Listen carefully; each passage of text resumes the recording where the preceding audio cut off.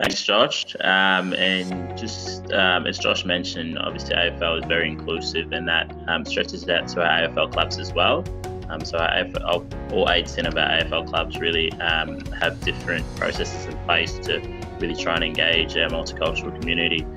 One of it is ticketing and membership offers. So multiple clubs run free ticketing and membership programs, and that can stem from Auskick up to, I know the Western Bulldogs do a partnership with local language schools and language centres to run sport there, and at the end of each term they give out free tickets there. So a lot of clubs going down that path now. Essendon do a global program as well too, and as Sudeep's touched on too, Essendon's really relevant in the Indian community too, so they've done some great work there. Melbourne FC do a welcome game every year, which has been a huge success over the last 2 years. It's really building traction, and the Western Bulldogs and North Melbourne partner to do a welcome game together as well too, seeing as they're both geographically next to each other. So it's not just individually, our clubs really collaborate really well too to try and engage different communities. Outside of Victoria, theme games, GWS do a welcome home game in citizenship ceremony. Brisbane Lions do something similar too, and again that's really grown over the last couple of years. I think last year was the biggest they've ever had it, and obviously before COVID this year they were looking to build on that, but I'm sure they'll pick up where they left off next year. Essendon do an Embracing India round. I think last year was against the Western Bulldogs, and that really worked out well. Fun fact, the Western Bulldogs have the first Indian CEO in Amit Bains. I think he was a really big driver in that partnership between Western Bulldogs and Essendon for that game last year. And the Gold Coast Suns do a multicultural carnival, so they celebrate multiculturalism on the Gold Coast there, and that's a growing demographic as well too.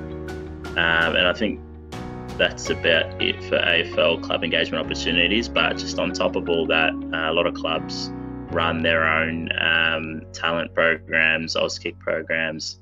A lot of clubs do a lot of work in different communities outside of what the state bodies do, but a lot of the time you will see that we will partner together, but a lot of clubs also do have their own strategies as well too, on top of what we do with them as well.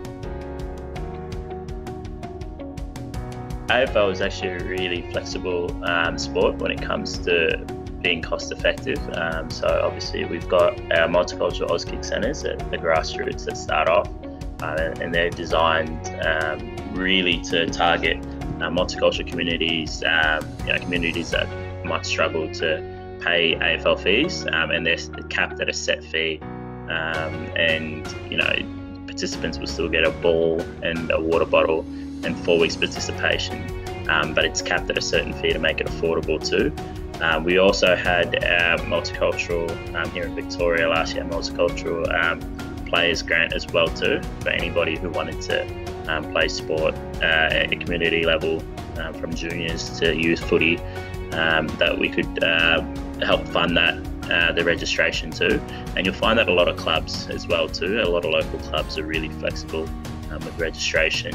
You'll find a lot of clubs will waive registration for the first year to try and get participants in to obviously enjoy the experience too, and see if they come back the next year. And if I could add to that, I know that in, say, New South Wales, and it may be the same in other states, there are government initiatives such as the Active Kids voucher, and that is, in New South Wales, it's $100 provided by the state government towards participation in a registered sport.